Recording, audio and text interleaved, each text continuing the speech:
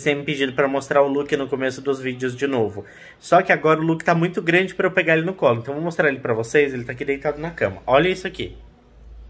Luke, fala oi pro pessoal. Olha o jeito que ele tá deitado, gente. Olha isso. Ele gosta de ficar aqui na cama por causa do ar-condicionado, que fica logo em cima. Aí ele fica aqui, ó. Tá aqui. Ele tá terrível. Tá com 22,5 kg. Então eu não consigo mais ficar com ele no colo. Tá sempre querendo morder, ó. Ele adora morder. Só que hoje em dia ele morde com cuidado, sabe? Ele não machuca mais tanto. Quando ele era nenenzinho, ele machucava mais a gente pra morder. Gente, ele não é muito de aparecer na câmera. Mas vocês estavam pedindo muito pra ver ele. Então eu mostrei. Mas agora, né, pessoal? Vamos pro que interessa e bora pro caso de hoje.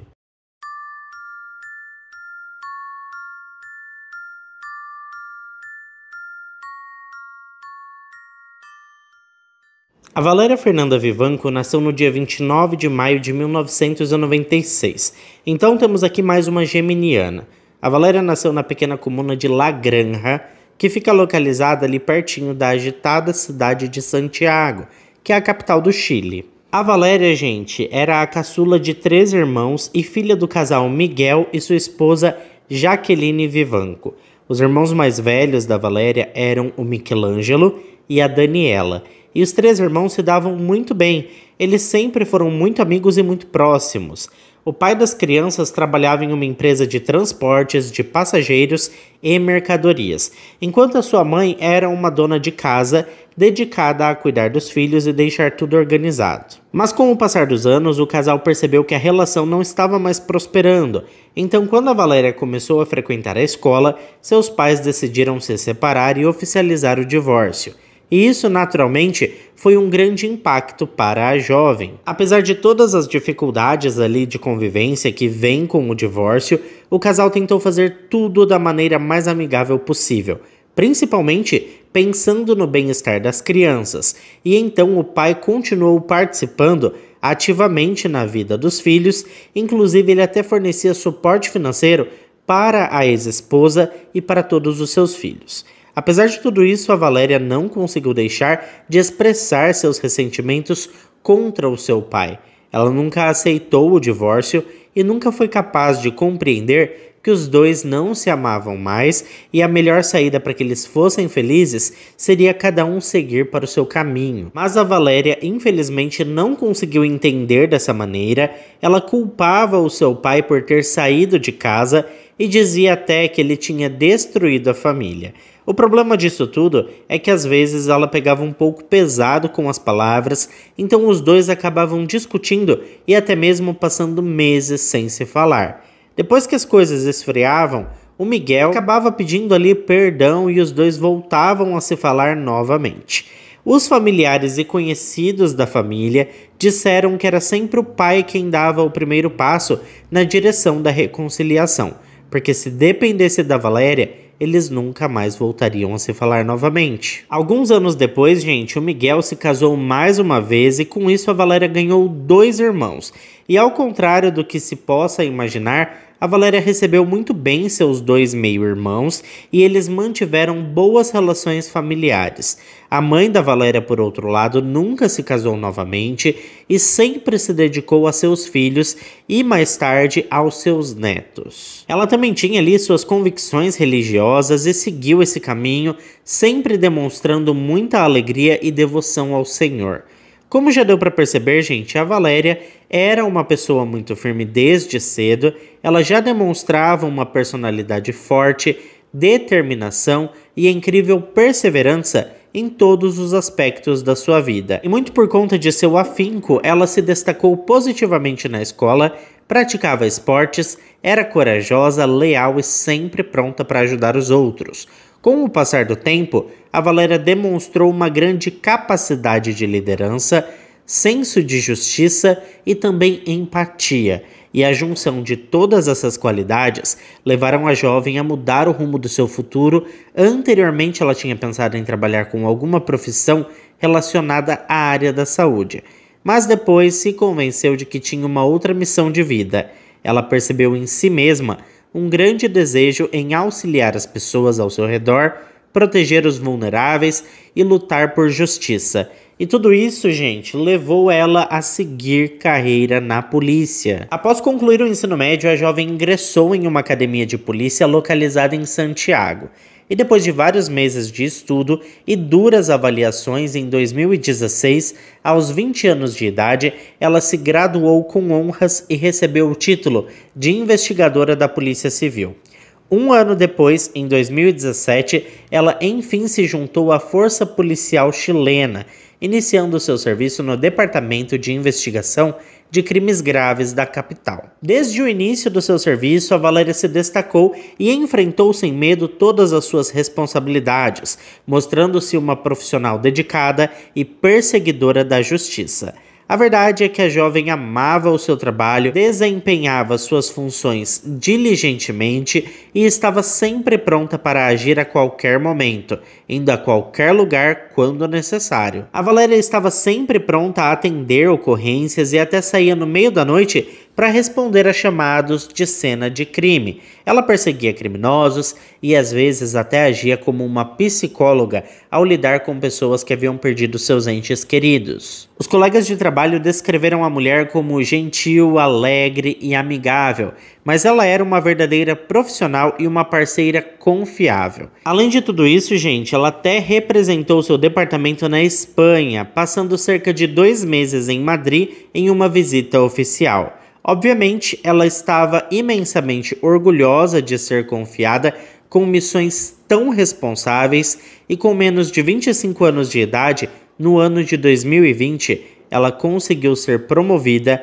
a inspetora assistente. Aliás, naquele mesmo ano, em janeiro de 2020, um novo colega de ofício foi recebido no distrito onde a Valéria trabalhava e tratava-se de um rapaz chamado Lionel Alejandro Contreras Canales, que tinha recém saído da academia de polícia e foi muito bem recebido em seu novo departamento.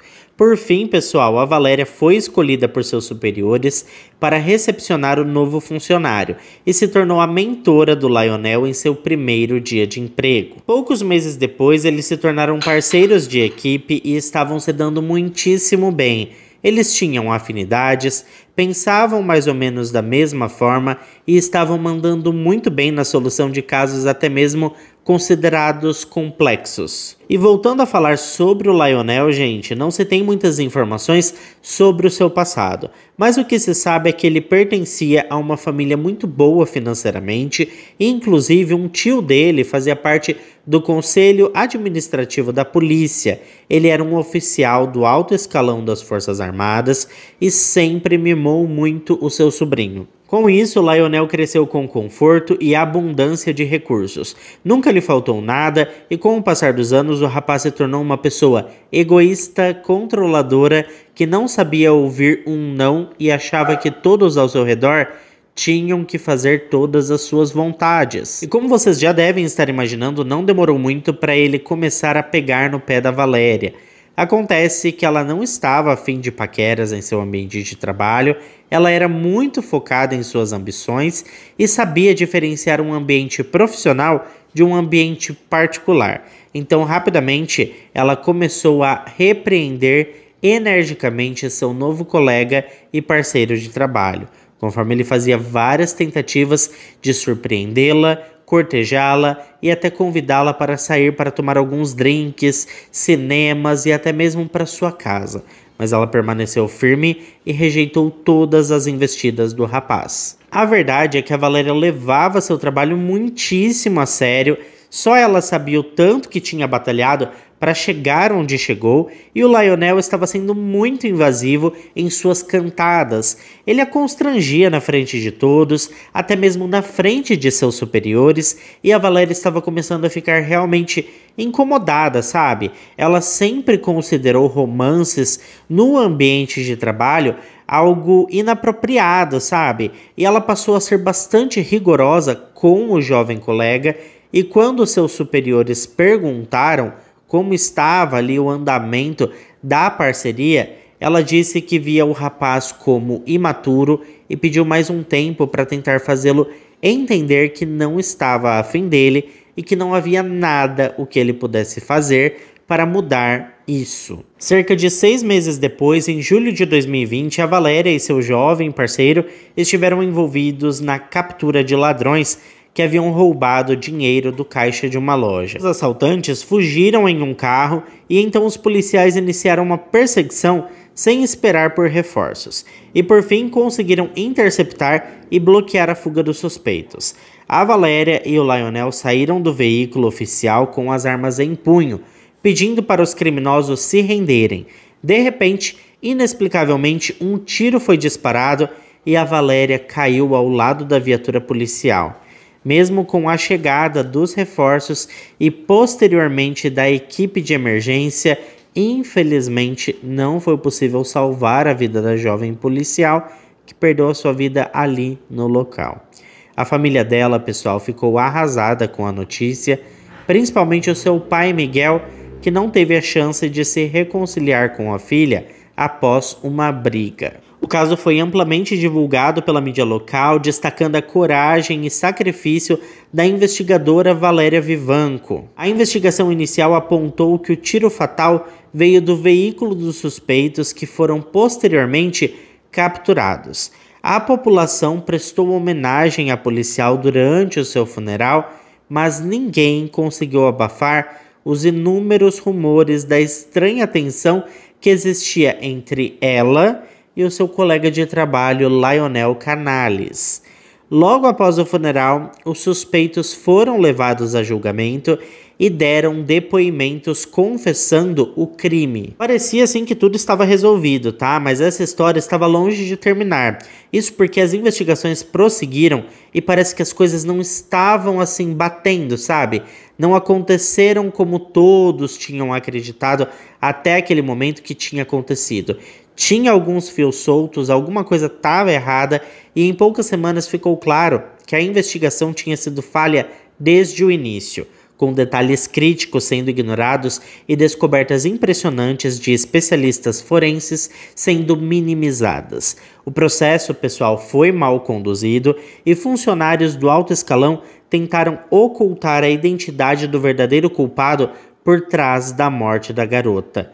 Por fim, cerca de 1 mês e meio após a morte da oficial, o caso deu uma reviravolta total e inesperada, quando 2 funcionários foram suspensos de suas funções, acusados de estarem envolvidos no incidente que levou à morte da Valéria. No dia 1º de agosto de 2020, os pais da garota falecida foram chamados ao escritório do Procurador-Geral da capital para uma reunião sobre um assunto importante. Os pais dela pensaram que novas evidências haviam surgido no caso da sua filha e que os homens detidos finalmente receberiam o castigo merecido.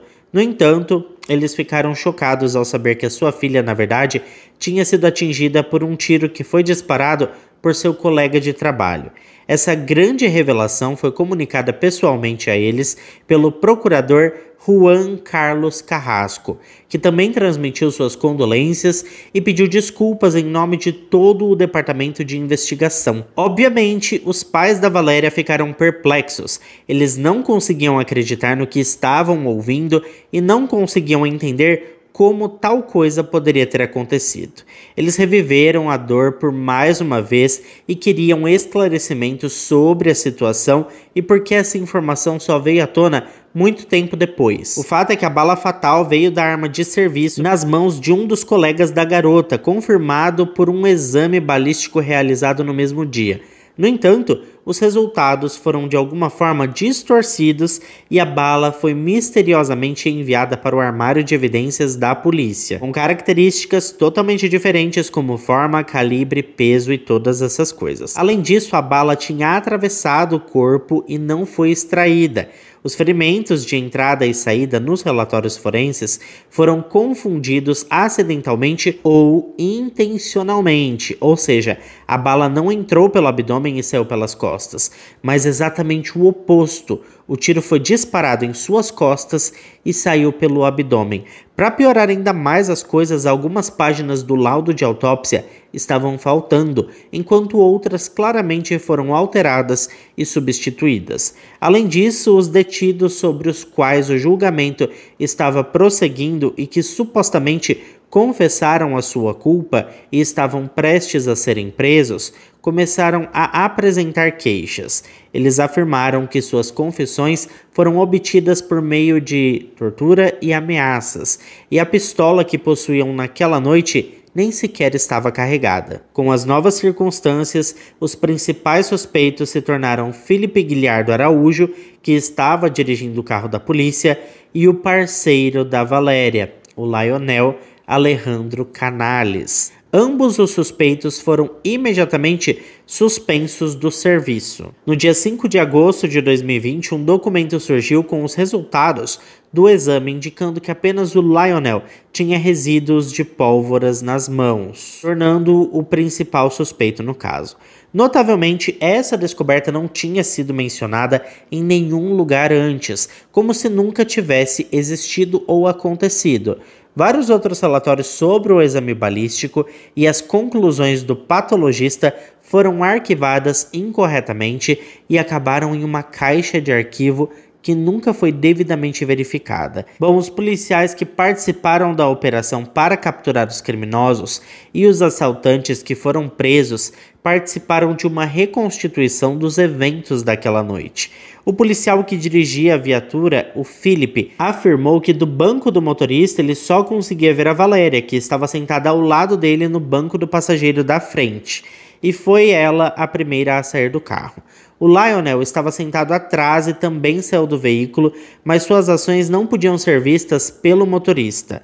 A Valéria tinha dado apenas alguns passos quando um tiro foi disparado. Ela caiu e daquele momento em diante foi um desespero total. O Lionel correu para socorrer a mulher ferida. Aliás, o Lionel aproveitou o momento para dizer que ele e seu parceiro saíram do carro da patrulha quase simultaneamente, mas a Valéria se arriscou muito e correu para frente quando o tiro foi disparado. Ele insistiu que não disparou em sua colega e que o motorista deveria ter visto e confirmado isso. Ele também confirmou que foi o primeiro a correr para ajudar a Valéria e tentou comprimir a sua ferida. Apesar das diferenças nos depoimentos dos participantes diretos no caso, a reconstituição mostrou que o Lionel estava atrás da Valéria no momento do tiro e a trajetória da bala coincidia com a sua localização. Ele também foi a única pessoa encontrada com resíduos de pólvora nas mãos. Tudo isso era muito suspeito, né, gente? Bom, possíveis motivos para o crime surgiram após relatórios e resultados de exames previamente ocultos serem divulgados. O Lionel foi levado sob custódia como o principal suspeito. No entanto, o motivo por trás das ações do jovem oficial permanecia obscuro. A primeira e principal teoria era que todo o incidente foi um acidente trágico. Supostamente, o jovem e inexperiente oficial disparou sua arma acidentalmente enquanto estava atrás da sua parceira.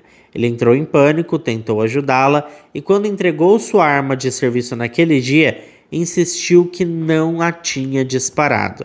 No entanto, a verdade rapidamente veio à tona quando os investigadores descobriram que parentes influentes do jovem, usando ali todo o seu poder, dinheiro e conexões, tentaram suprimir o incidente e daí os relatórios foram limpos, documentos estavam ausentes, houve confusão nas evidências e depoimentos. Bom, os investigadores levantaram uma teoria que foi parcialmente confirmada pelo Lionel de que ele estava perdidamente apaixonado pela Valéria e desesperadamente buscava sua atenção.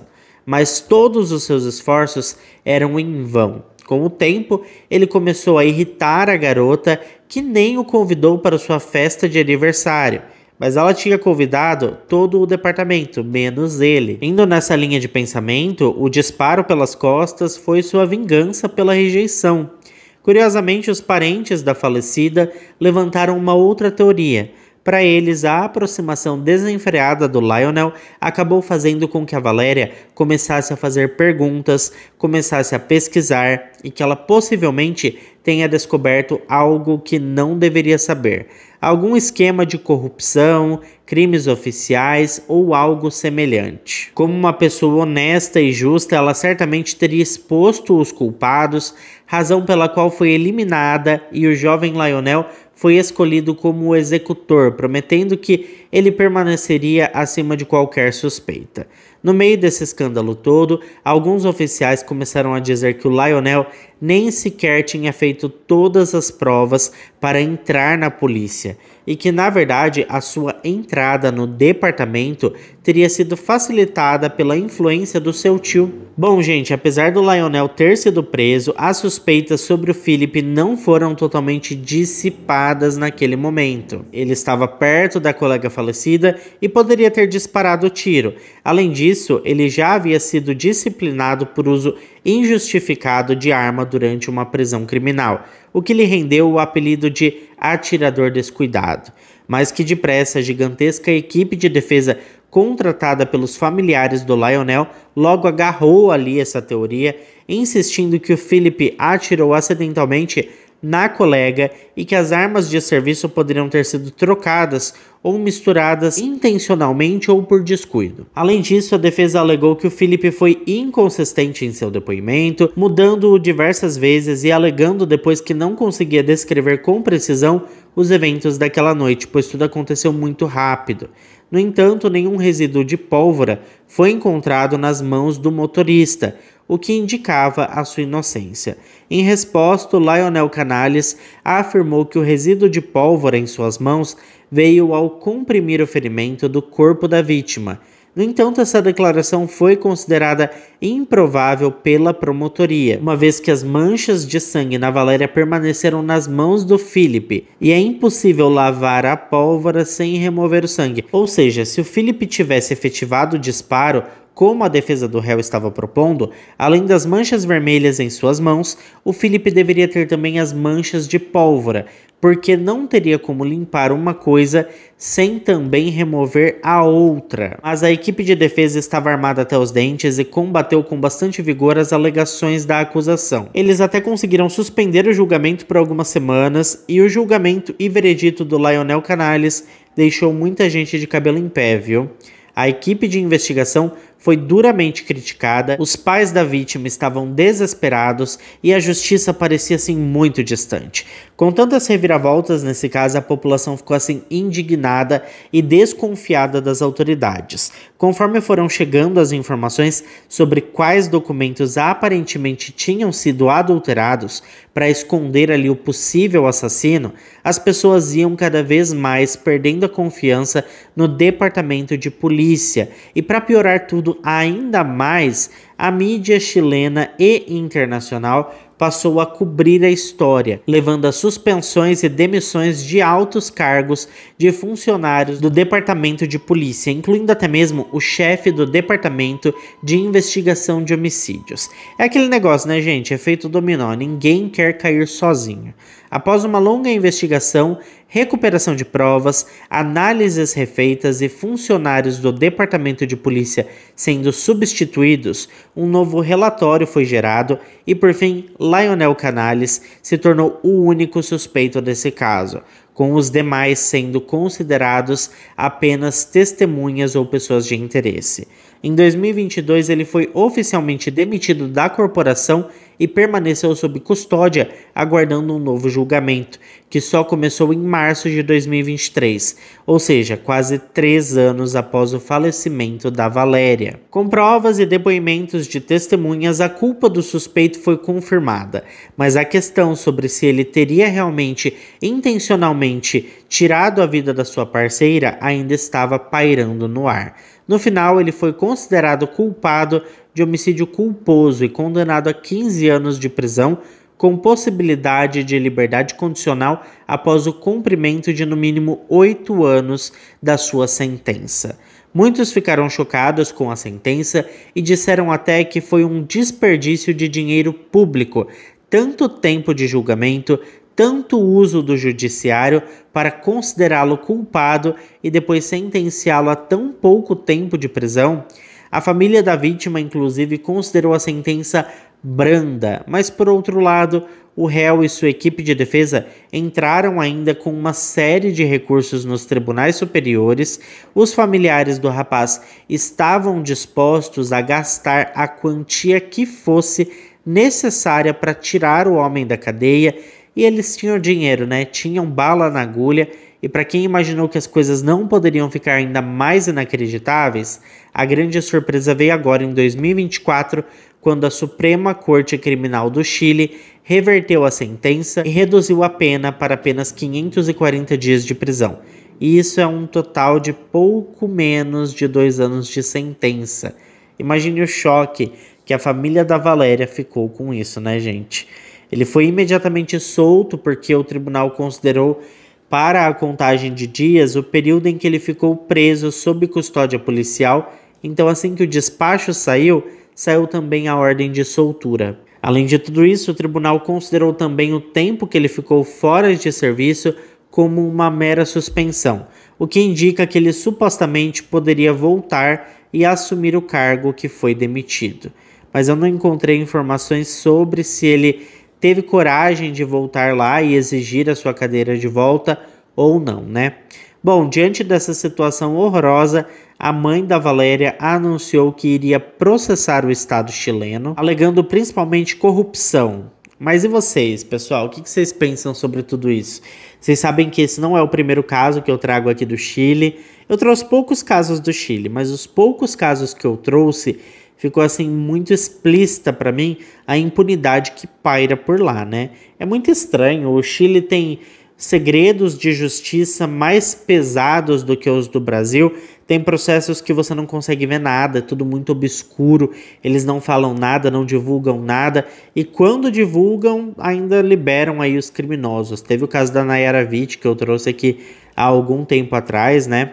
E teve um outro caso também, que eu prefiro nem comentar sobre aquele caso, porque inclusive o assassino nunca foi capturado. Mas, pessoal, é isso. Muito obrigado a quem ficou até aqui comigo. Se ficou até aqui, não esquece de deixar o seu like, que ajuda muito na divulgação do canal. Eu fico por aqui, um beijo para todos vocês e até o próximo vídeo.